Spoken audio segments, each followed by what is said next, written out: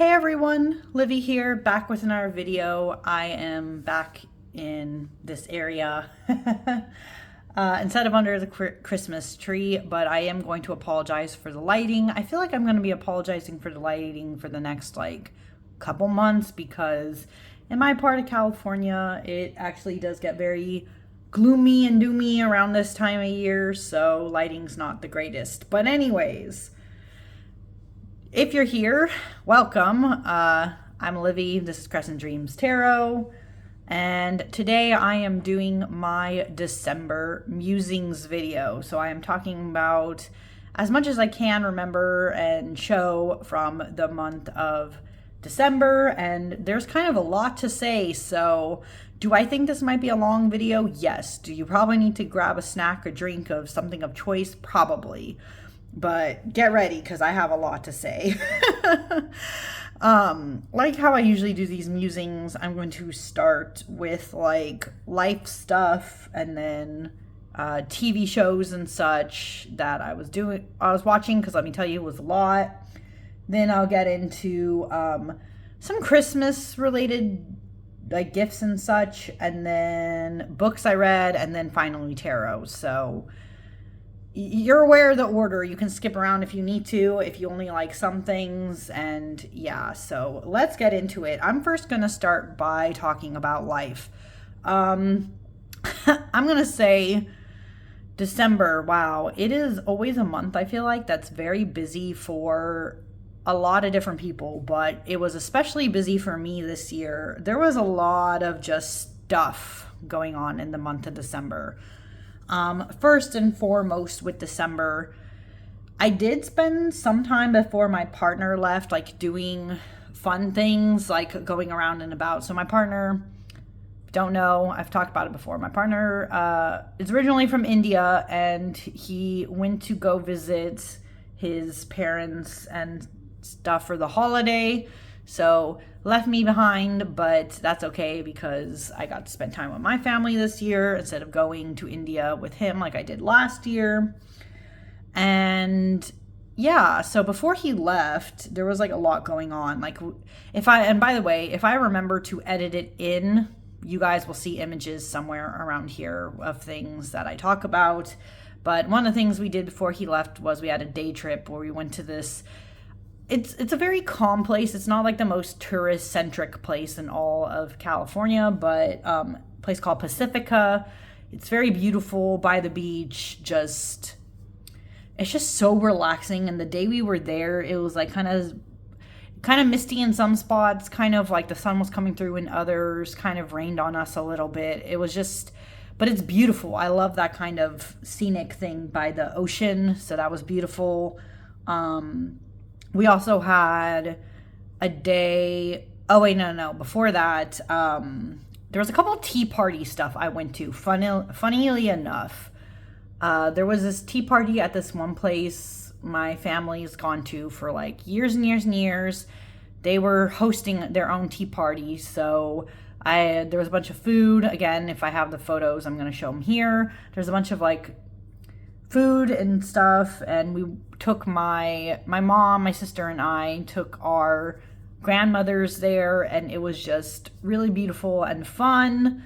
Just something different to do. But my partner did get a little jealous because for some reason they said it was a ladies only event. I say ladies because you guys know I'm non-binary. I don't necessarily consider myself a lady, but I look feminine passing to most people. So it was a ladies only event, and he was kind of sad he couldn't go. So my parents also did their own tea party at their house where we had a bunch of dim sum, Chinese dim sum, and just hung out. So that was kind of nice too before my partner left.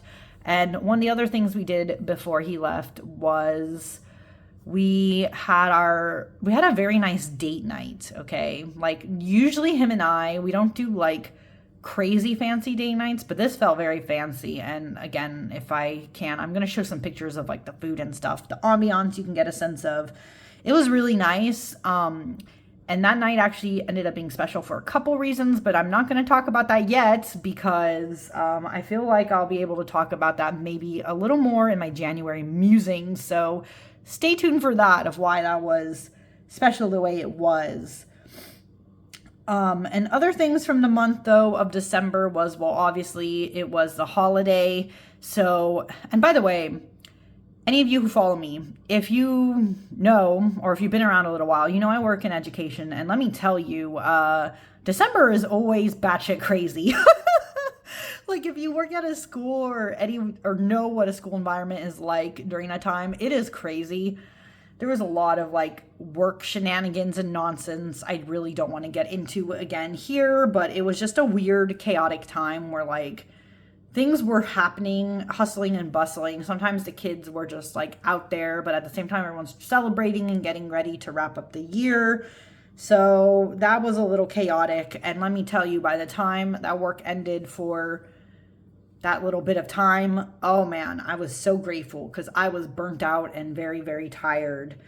It also meant, oh, and I got out really late this year too, so that kind of pissed me off. I'm not gonna lie. So that meant by the time I got to like Christmas Eve, I didn't even feel like celebrating all that much, which is kind of sad, but I just did not give a shit as much this year. I'll be honest. I had like my tree up and all this stuff, but I just wasn't as into it. Even like doing some of the Christmassy things, I feel like I kind of distanced myself away, but I did have a nice Christmas and Christmas Eve. Christmas Eve, I spent it with my mom's side of the family. Christmas Day was actually at my parents' house, but it was my dad's side of the family. So we always kind of did that growing up, balanced it out. And yeah, there's a lot of other photos and stuff I will share there if I remember. Hope my squirrel brain really remembers that because yeah, I actually have photos. But anyways, what else from the month of December? Well, obviously, as you guys saw, early Christmas gift was I got this better stand that's holding up my also new phone. So video quality should be slightly better. Should be. There's some Christmas gifts I already talked about that I got for myself more, like early Christmas haul. So if you want to see that video, please go look at my early Christmas haul video. I'm not going to repeat that here. And before I get into showing some of those gifts and such, I do want to talk about some films and TV shows that I was watching because, oh my God, guys, my partner left and I was bored as fuck. So I just ended up watching a bunch of TV and movies that I hadn't really been watching or haven't caught up on or anything of that sort. So what was I watching? Well, first off, my partner went away and he doesn't really watch as much, like, he doesn't really care about like anime in the way that I used to really care about anime. So when he left, I was watching the newest season of Demon Slayer. If you don't know what that anime is about and you like anime, I do recommend it, but I'm going to give you the content warnings of there's a lot of blood, there's a lot of gore, there's a lot of very uncomfortable things that are shown and talked about in that anime because it revolves around demons and people who are trying to fight demons, but the demons involved are very ruthless and bloody towards humanity, so there's a lot of that in there. Again, if you're not a fan, don't watch it, please, but I enjoyed the season. Always tugs at my heartstrings. It is a very good one in that way. Besides Demon Slayer, though, I also decided, I don't know why, but I guess my partner went away and I was like, I guess it's time to watch a new season of Loki, but on Disney Plus, you know, I watched Loki. Here's the thing, I watched the original first season, couldn't remember anything that happened in it, so I had to literally rewatch the first season Loki, and then I watched the second season, so I'm not going to spoil anything. I do think it's a very interesting show. It's very, it's a lot more serious than you would have thought for someone like Loki in some ways, like the character. And I'm not sure how I feel about how it ended. It was very strange, but like interesting at the same time. So I have a lot of thoughts there on Loki, but I'm not going to get into them all without like spoiling it for people who have not seen it. Other than that, what else did I watch? I have like a little list on the side here, so I'm kind of looking at it. Oh, it started more recent years, but I've had more of, I've been watching a lot more, what's it called? Like reality TV. I'm not usually someone, like, you asked me at least 12 plus years ago if I would be watching reality TV, I probably would have told you, hell no. I know I'm not interested in that, but I did. I watched, so I've been watching a lot more reality TV, especially within the last year. And I understand now why people like it so much and why I've been watching more of it. Because, like, when you work a crazy job and your brain is just dead at the end of the day, you need something where you don't need to think about it. So reality TV is your answer. And what I was watching this year, in December, was a lot of Singles Inferno, which is actually a Korean reality TV show where people are trying to find love. And I liked it, okay? It's entertaining for me, at least, but it might not be everybody's cup of tea, but I was watching Singles Inferno. I also was watching Top Chef. I love cooking shows, guys. I'm obsessed with cooking shows. I always watch cooking shows and all that kind of jazz. But I have never seen Top Chef until now, because Netflix has a couple seasons of it actually up. So I'm starting to watch season 6 right now, which is kind of funny because Michael Fultagio's on it. And if you know anything about food people, you know him. Like, he's very popular. So I'm going to just assume now, because I'm not done with it, I'm assuming he or his brother were probably the winners of the season, because Michael has been the only one, I think, that has really broken out since then. Like, I didn't recognize any of the other people mentioned. So, that tells you, right? Although I did know that his brother was also famous. So maybe it's one of them, I think, that wins. But I'm not spoiling that for myself. Don't spoil it for me. I'll find out. But it's been entertaining so far to watch Top Chef. What else did I... Oh, I also have a couple things. I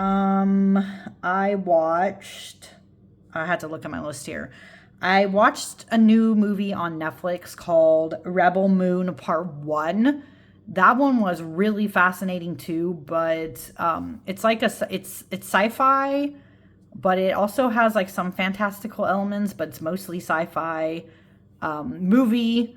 It's a Zack Snyder movie, and it was interesting. I don't know where it's going to go for part 2 though, so I'm really interested to see how they step it up, I guess. But it had a lot of like famous actors and stuff in that movie. And I did enjoy it, at least for that little part. But there was a scene or two there where I was like, is this going to ruin it for me? Am I not going to want to watch this anymore? But it ended up being okay. And then, I watched, what's it called? Okay, Netflix came out with this other show that literally, as soon as I saw it, I like screamed. I got very excited and then had to watch it, which was Pokemon Concierge.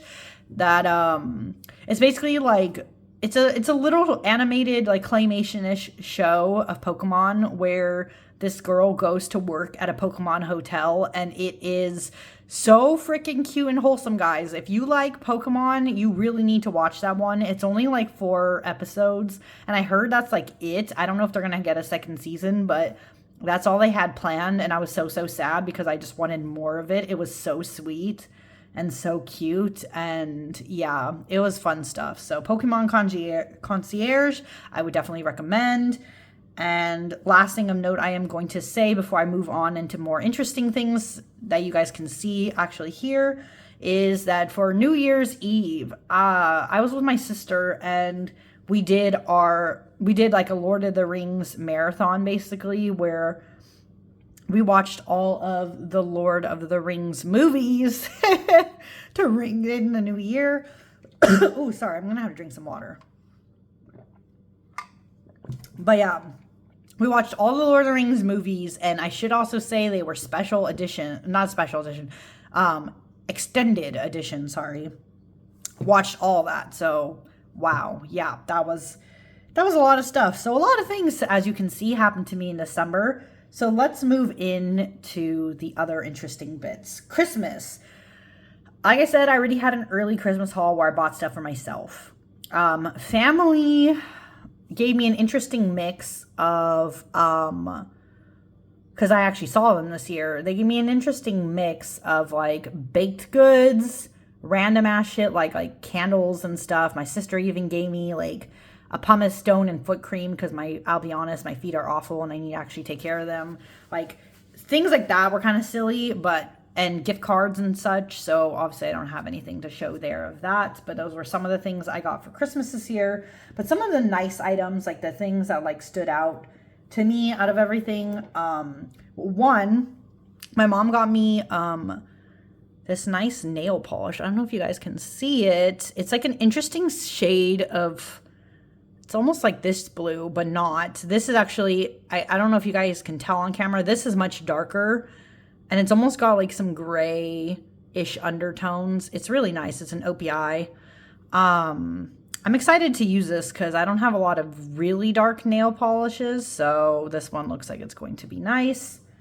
My aunt, when she and I say my aunt, but I call her my tia. When my tia and Tiu and some of my cousins, my primos, they went to the Azores this past year, lucky them, they actually got to go back and visit our ancestral lands and they had a good time. But I guess for Christmas, what she brought back was this really cool bracelet. So for those of you who don't know anything about Portuguese or Azorean culture, one thing you need to know is that we are big in the business of azulejos. Those are the blue and white tiles that you'll see, like literally if you ever go to Portugal or even the Azores, you'll see these kind of style tiles everywhere. It's like a big thing in our culture. And so, oops, sorry, I like bumped my stand here, but the tile is represented in this bracelet. The other thing that's important with this bracelet to note of Portuguese culture is actually the cork that you see here. So fun fact, if you guys did not know, most of the world's cork comes from either Portugal or Spain. Not all of it, but a lot, if not the majority of it, comes from there. So every wine bottle you get, every other cork product you get, a lot of it comes from Portugal. So when you go, a lot of times you'll see like shops that just sell a bunch of cork shit because we have like so much of it and I don't think half the time they know what to do with it. It's a really interesting bracelet too, in that it's a magnetic closure, as you can see. But the only way to really get it off is you have to you have to pinch them together. Otherwise, if you just like try to get this off, this will stay stuck to your arm. Like if you're just like trying to tug on it, it does not come out. So you have to actually like pinch it open. So it's a very strong magnet. Really cool bracelet though. I appreciated this a lot because again, it's like very indicative of my culture and it's just really cute and I like it. And another interesting thing I got actually came from my partner before he left. I don't remember if I showed this in my early Christmas haul, so I'm going to show it now. He got me, it's kind of silly, but he got me this, guys, which is, as you can see, the official Netflix cookbook. And it's kind of hilarious as a cookbook because I flipped through already like a lot of the recipes and such. And I gotta be honest, half of them don't really look very good. Like this one does. Like this one actually has like banh mi, so this looks good. But some of them are like very basic foods that I don't know, it doesn't interest me to like cook a lot of. So it's a lot of like silliness. This book is mainly silly, I would say. Like even these onion rings, I know how to make onion rings. I don't necessarily need a glass onion knives out onion ring recipe. So he mainly got this kind of as a joke gift, but it has some interesting recipes in it. But a lot of them just look like, I don't know if I care for that. Ooh, this though looks good. This is actually a Witcher recipe. But yeah, I just like cookbooks. And so he, thought about getting me this, but it's just funny. I mean, it's another one to add to my collection. I don't know if I will be, I don't know if I'll be using it, but yeah, the official Netflix cookbook. Okay, now guys, let's talk about books. You guys knew this was coming. I always talk about books. This year, or in December, another sip of a drink. This December, I'm not gonna lie, was kind of a weird month reading wise. I felt like it was not the greatest way to end the year with books. Again, being honest here, it was a lot of weird or like mixed review reads that kind of left me feeling some type of way. But let me start with showing the first book that I read in the month of December, which was this one. This is called Lonely Castle in the Mirror. It is by Mizuki Sugimura. She is Japanese. The book was translated by this guy who, I have to say, I don't think he translated her book very well, and I'm going to get into that in a second. But this was a book that originally caught my eye, actually, more than a year ago. It caught my eye.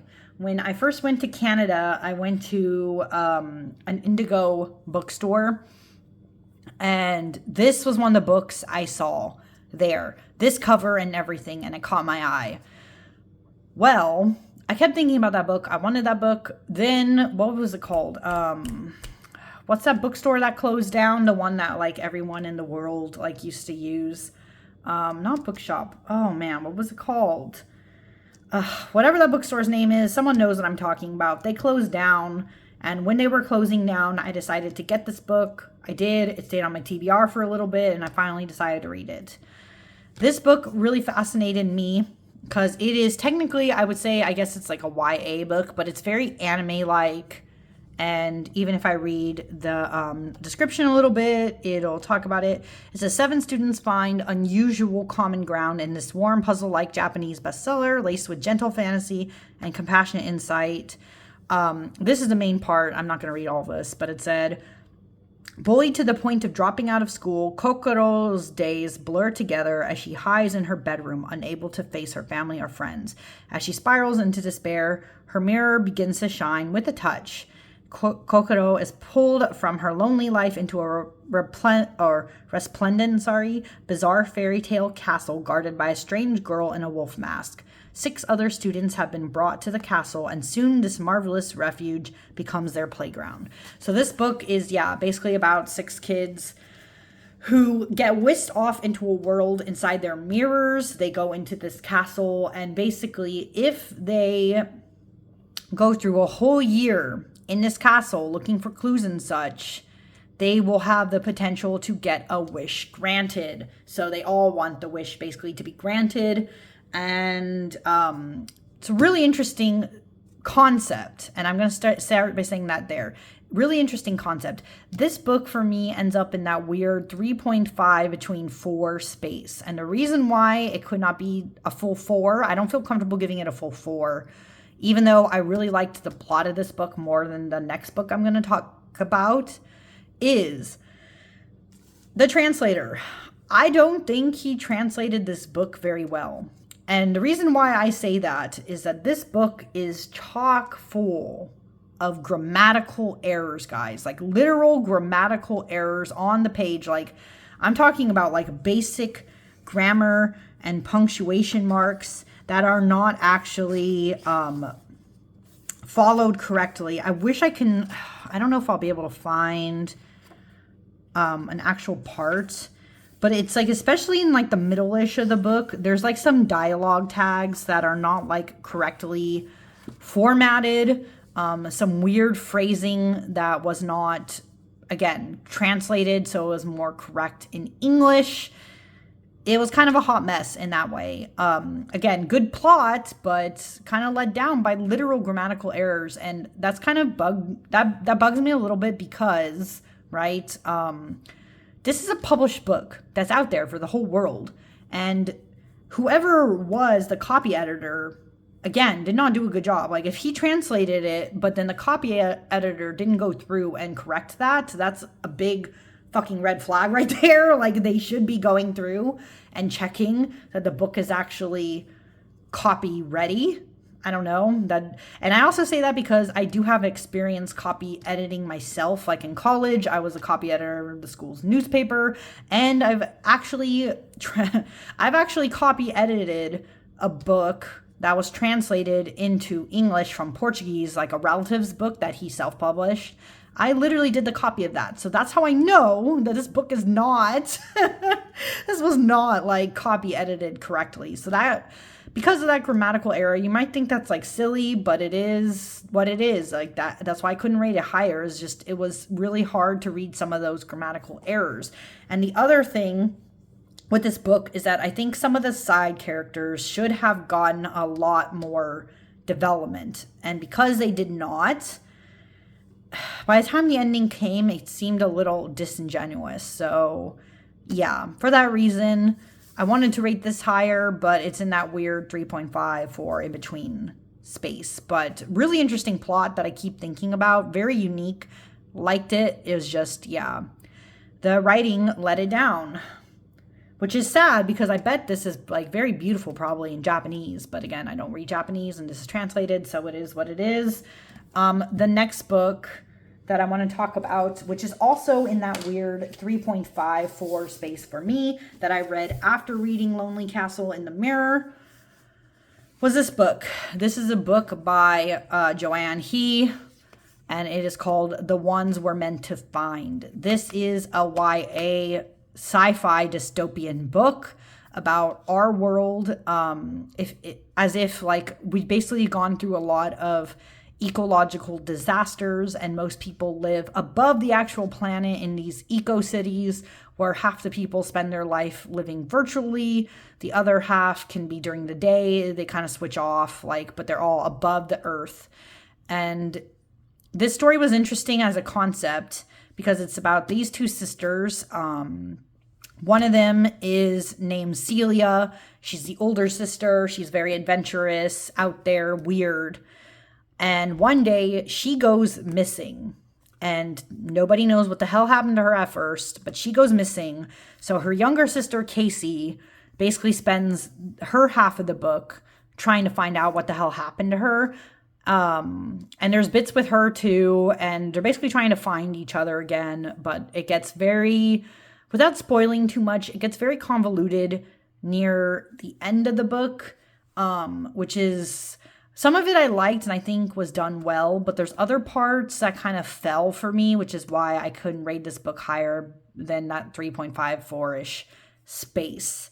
One of those is that there's this side character that's introduced named Actinium, and he basically is trying to help Casey out with finding out what happened to Celia. And they explain what his role is by the end of the book, but at the same time, his character was so strange to me. Like, he was just very weirdly introduced, because at first it's almost introduced as if him and Casey are going to have like this love affair kind of thing, but they don't. Like, that never really exactly happens. And then, without spoiling too much, he ends up being her enemy by the end of the book, but it's really fucking weird, and it comes out of like left field, so that didn't make sense to me. The other thing that I found really weird about this book is that even though it's talking about two sisters, one, the sisters barely interact in this book, and two, their relationship was kind of strange to the point where I didn't know if they actually really liked each other or not. And I kind of wished in that way it would have leaned into like them actually being rivals and like her being more half-hearted and trying to find out what happened to her. So I don't know, it was kind of weirdly done in that way. So for those reasons, I couldn't rate it really higher, but this book had much better writing than the other book, of course. Like, it is coherent of a plot line. It's like written well. It's written nice. There's even like some beautiful parts in it. But yeah, it was like more plot related reasons as to why I couldn't rate this one higher. So that's kind of funny how two books could be like kind of similar in ratings, but one is more for grammatical errors and not plot. And this one is because of plot, not grammatical errors. So kind of weird and how subjective reading can be, right? Okay, but what else did I read during the month of December? Well, okay, this was probably my favorite read the whole month. It was this one. This is called The Maker's Guide to Magic by Andrea Hanna. And as it says here, it is a book about how to unlock your creativity using astrology, tarot, and other oracles.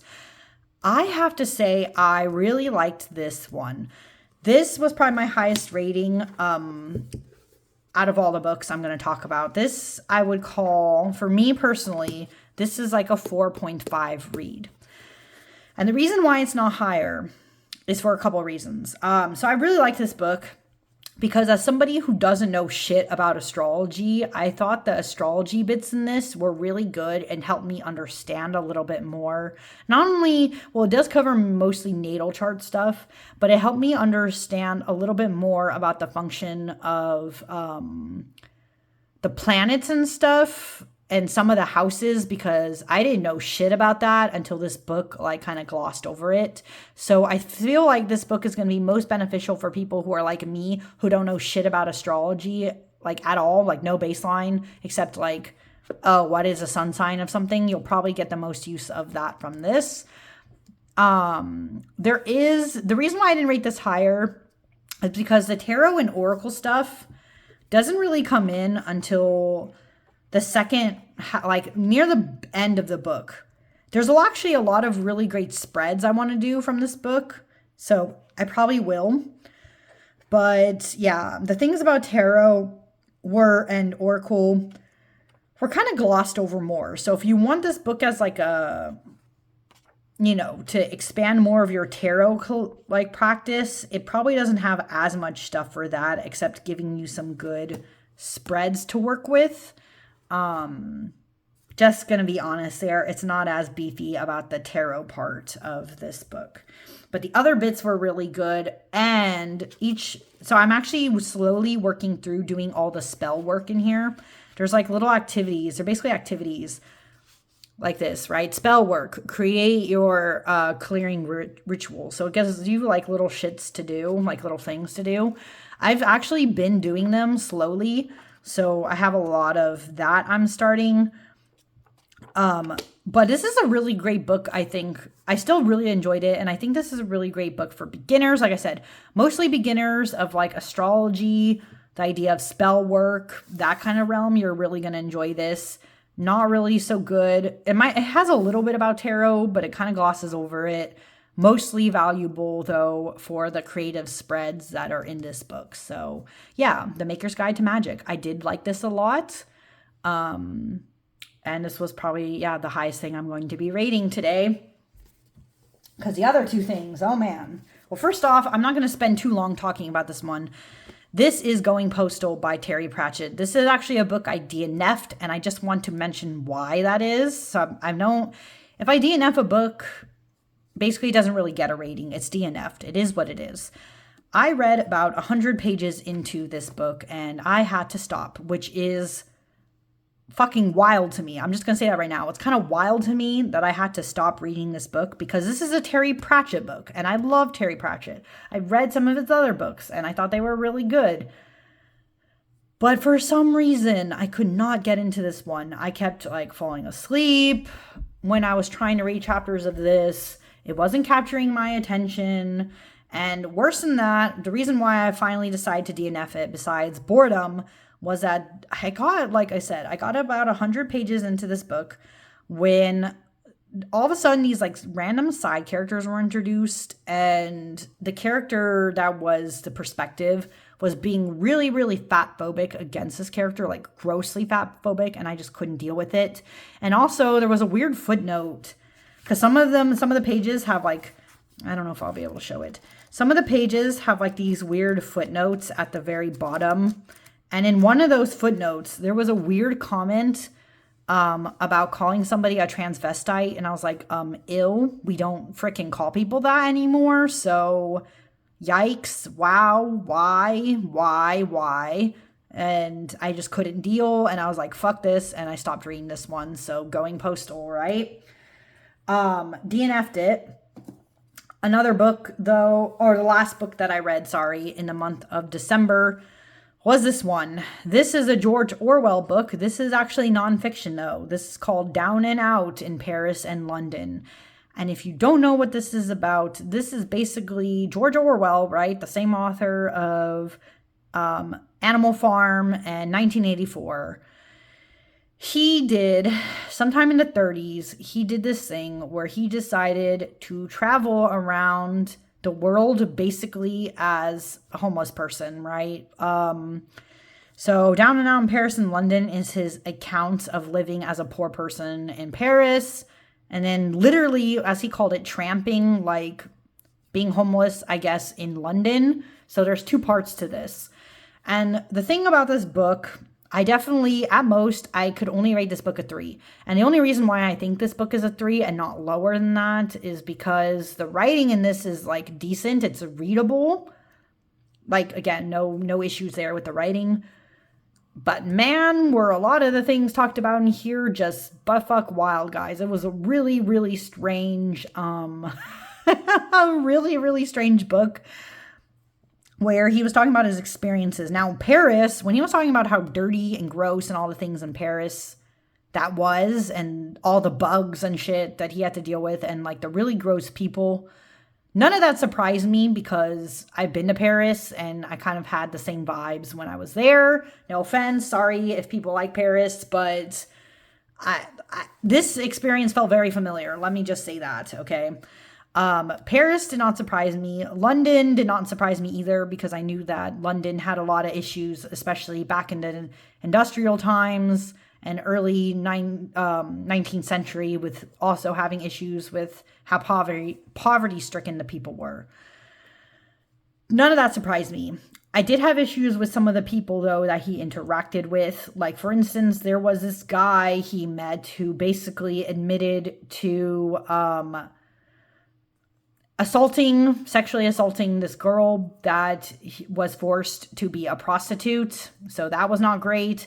There was also this part where he was talking about like working in a hotel in Paris, and a lot of like what the people were doing in the background reminded me a lot of that movie, Waiting. I don't know if you guys know that movie, Waiting. It's like an American diner movie where it's about people who work in American restaurants and how they act. It sounded a lot like that, basically. And there was also just weird mentions of people and him and others being like really, really anti-Semitic. So that was really gross. And then there was also just weird discrimination and other prejudice things that were very common, unfortunately, in the 1930s, but are just really gross to read about now. So would I recommend this book to anyone? No, please don't read this.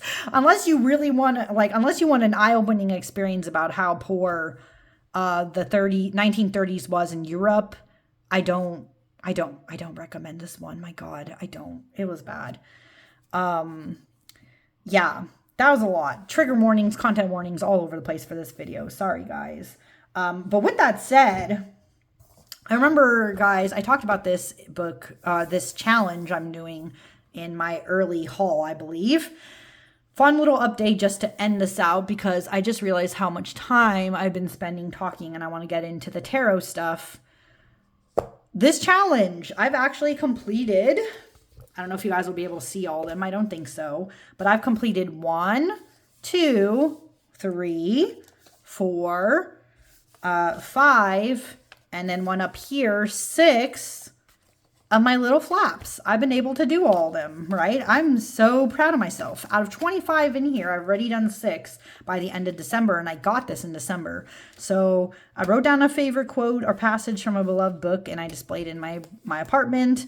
I read a book that was sitting on my shelf unread for more than a year, which was this one, and also trying to read Going Postal.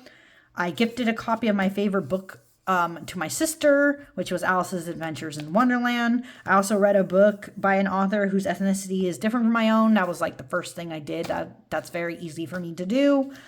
I also, down here in this flap, I visited a local bookstore and asked a bookseller to recommend me a book based on recent favorites. I'll talk about that more when I actually read those books, but I did that. I bought the books, so that's done with that. And I also was able to read a novella, a short story, typically under 200 pages already as well. So all that is done. And I'm excited. I'm excited to see what other flaps I get to open up in January for this reading challenge. But let us finally move on, guys, into tarot and oracle space, because I know that's what most of you want to hear about more than the other bullshit in my life.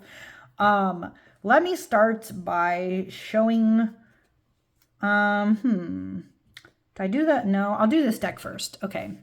So the first deck that I used in the month of December was a Sea Witch Tarot. This is a deck that I think I showed in one of my videos. Oh yeah, I showed this in one of my recent deck videos of like decks I picked up. This is the Sea Witch Tarot. It's an interesting mix of like kind of Marseille inspired bits, but it's also Rider-Waite-Smith at the same time. It's like an interesting deck. I'll show it a little bit. To be transparent, though, I will be transparent. I did use this deck. Oh, these are the backs. I did use this deck, but I only used it for one reading basically in the month. So I feel like this is a deck that I definitely need to use more in this coming year, but I don't know when I will have the urge to read this with this one again. Only used it once. It's a really interesting mix. Again, like some Pippi in some ways, not as Pippi in others. It has a lot of these cards that are more scenic looking. I appreciate these more than the Pips, but I like that this deck is a mix of that. And when you get them in a reading, you don't get as much of the Pips, so that's also nice. Like, you don't have to see these like weird, boring cards compared to some of these other scenic ones. The only issue I still have with this deck is that, yeah, the wands, I feel like, and the swords, oh no, or maybe the pentacles, kind of got the worst end of the stick with this deck. But either way, this was a nice one, but again, I don't have much to say because I only used it for one reading and I just need to work with it more. So yeah, this is the Sea Witch Tarot. This is an indie deck. You can get this on Etsy, but the creator, I will say now, is Australian. So this is easier to get for people who live in Australia. Any other part of the world, it's going to be a little more difficult because, you know, shipping right now is fucking ridiculous. But yeah, so that's that deck. Moving on. I will talk about the Oracle I used this month. I decided, I don't know why, but I decided to use this Oracle for the month of December. This is the Moment Oracle. It says Oracle cards for healing. This is a deck I got on Tivada. I don't know if it's still on Tivada. But this is made by a Thai creator. So the only bits of explanation in this deck are written both in English and in Thai. These are the backs. These are the edges, which are very copper pinkish toned. And this is the deck. This is a very unusual oracle. I don't think a lot of people will jive with this one because as you can see here, it does not have keywords. It does not have titles. You basically have to look at the images and decide for yourself what the hell the card is trying to tell you. I don't mind this style. I had some very powerful readings with this deck. In fact, I actually had a couple cards actually repeat themselves, like they came up a few times. But the other thing I realized as using this deck, because it does not have those keywords, is that you really need time to sit with the images. And because a lot of times I was go, go, go in the month of December, this was not 100% the greatest to use in that month, just because, again, I wanted more time to actually sit, to meditate, to understand what the card was telling me in some moments, but I felt very rushed. This might be one I might consider bringing, even though like the vibes of this deck don't really match that time of year, I would very much consider going back to this more in the summertime when I tend to have more time. I'm not like working full time and all that jazz. So yeah, that's when I'll probably go back to this more, but it was nice. Like I said, I had some really nice readings with it, but it's just very different, very surreal, dreamlike of an oracle deck. But yes, I would not say this is an Oracle deck for everybody, just because I know a lot of people can be picky about that. They like their keywords, they like their titles, and this deck does not have all of that. So you really need to be able to read intuitively to understand this deck, but this is the Moment Oracle, and like I said, I at least still really like it. But yeah, I'm just going to acknowledge now it's not for everybody. And you know what? That's actually okay, because I don't know. This is just a little tangent I'm going to do, but like, I feel like a lot of people are just like, yeah, everybody should buy this deck. Everyone should buy everything. But it's like, no, okay? Because not everything needs to be for everybody. This is not for everybody, and that's okay. But if you're interested in it, pick it up, you know? That's on you, but it's very different. I'm just saying that now. Finally, the other 3 decks I want to talk about. I acknowledge this deck is out of print, although interestingly, I just saw that Tivada is actually going to have a limited edition of this deck. So if you are interested in the Stellas Tarot and you want the limited edition from Tivada, run now, go get that. But this is the out of print AGM Molar edition of the Stellas Tarot. So sorry that I'm showing this, because this version of the deck is out of print. But like I said, I just found out that Tivada is doing an exclusive limited edition thing. So you might have a chance to still get a lot of the artwork of this deck. But this is what it used to look like. These are the backs. This deck is out of print. I managed to get a copy by waiting patiently on Mercari. Someone made the right deal to me, and when it was a lot cheaper than originally was being offered, I jumped at the chance to get it.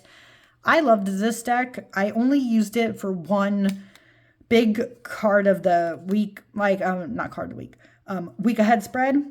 So again, I kind of want to work with this deck more, but I have to decide when I'm going to do that. But this artwork is beautiful. Again, very surreal. Vaguely reminds me of Remedial Svato and her artwork. I love her. She's my favorite, one of my favorite painters. And she's a surrealist painter, or she was. Sorry, she's not alive anymore. But yeah, Stellas Tarot is beautiful, in my opinion. Especially, oh, this card has so much anxiety and weirdness going on, and I love it. It's like this deck is also, I should say, an interesting mix. I wouldn't say it's 100% Thoth based, but it does lean that way a little bit in some of the minors, like this one, and also leans a bit that way because of, as you can see here, the cups, the core cards follow that Princess Prince leaning. I don't know, it's not my favorite, but I'm more here for the artwork, basically. But at the same time, it's like also Tarot de Marseille inspired. But at the same time, when you look in the guidebook, the meanings are closer to RWS. So again, this is like a very strange deck, but I love it. Yeah, if you are interested in this deck or you are eyeing this deck, definitely check out the Tivada limited edition. Get it while you can, because then you'll have this deck.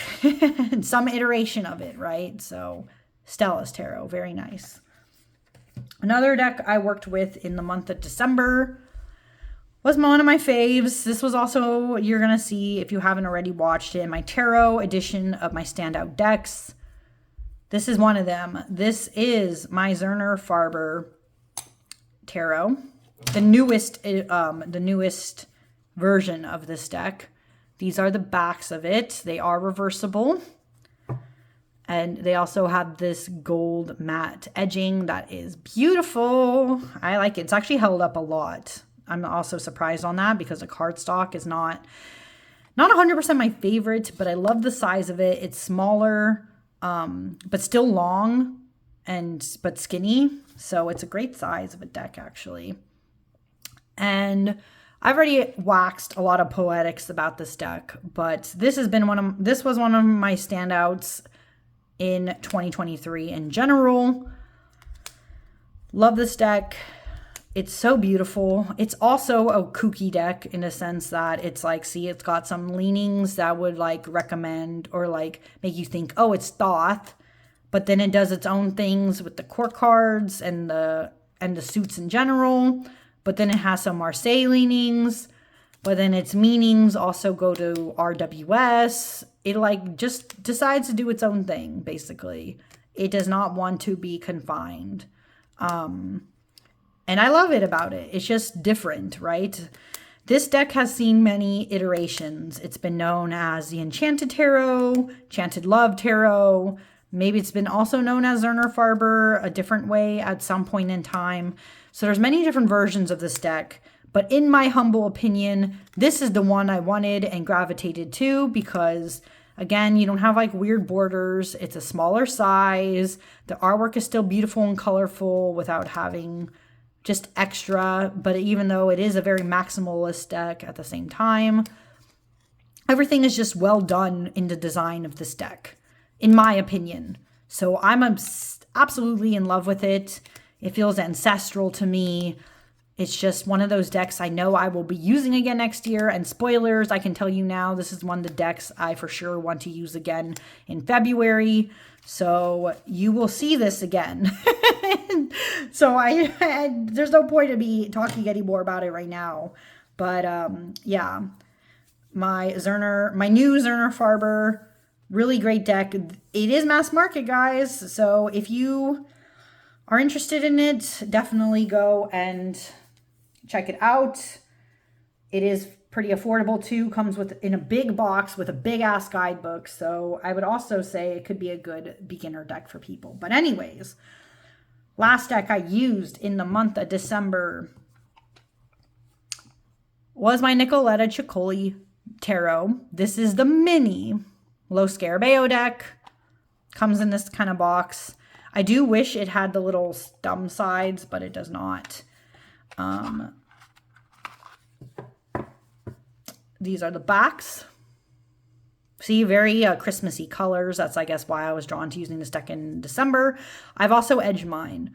So it does not come in this cool red tone.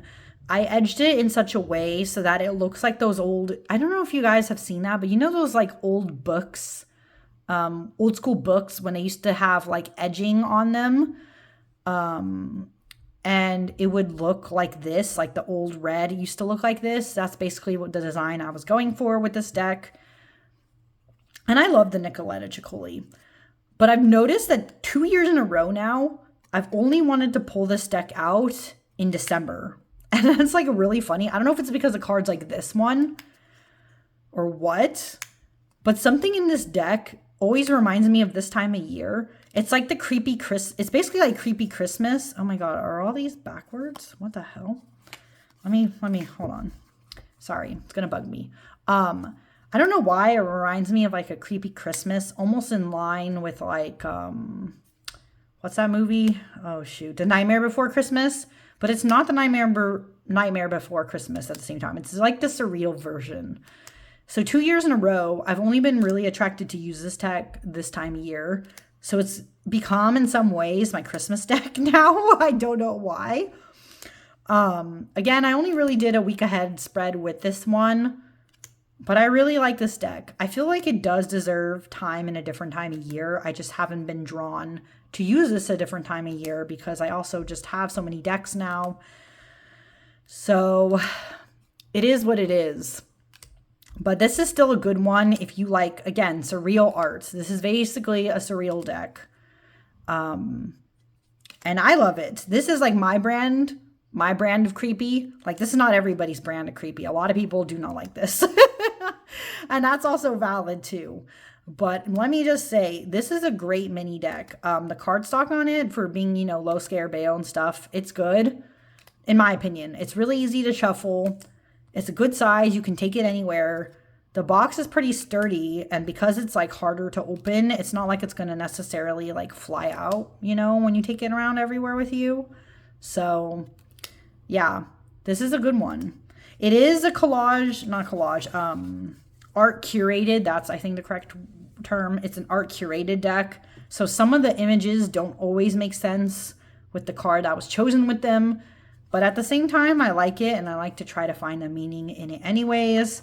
So yeah, that was my Nicoletta Ciccoli. And Wow. Okay, guys. That's it.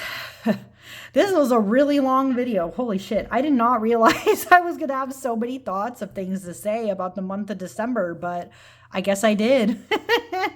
And if you watch this long, thank you for watching, you know? Thank you. It's a lot of stuff. A lot of things to talk about, and yeah. So not for the faint of heart, but thank you so much again for watching if you did all the way till now, and I hope to see you again next time with the next stuff that I'm going to go over. So for now, I'm just going to say bye.